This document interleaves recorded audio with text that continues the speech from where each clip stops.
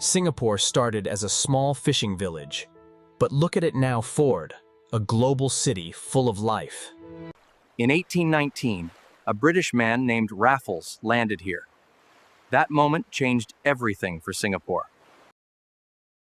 Soon, Singapore became a British colony, busy with trade, people, and new buildings.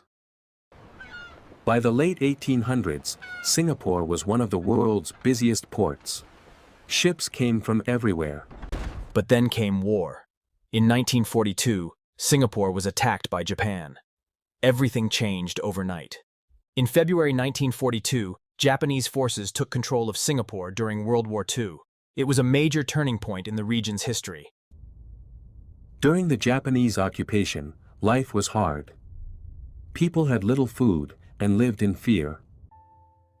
After the war, Singapore returned to British rule. But the people now wanted something more. In the 1950s, the people of Singapore started speaking up. They wanted more say in how their home was run, and the push for change began.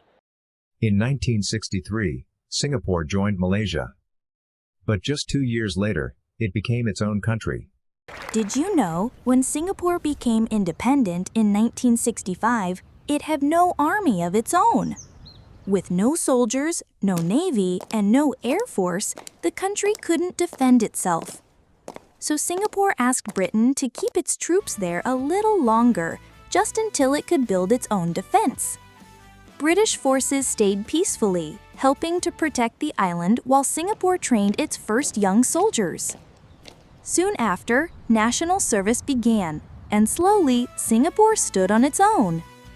That early help gave the country time to grow strong, safe, and fully independent.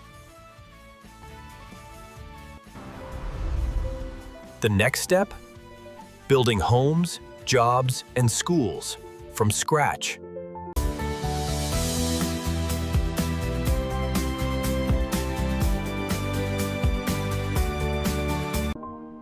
Singapore's story isn't over. The next chapter? It's still being written.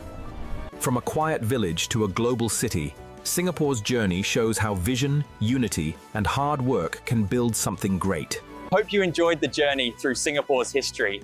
Don't forget to subscribe to Zing Studio for more stories like this. Cheers!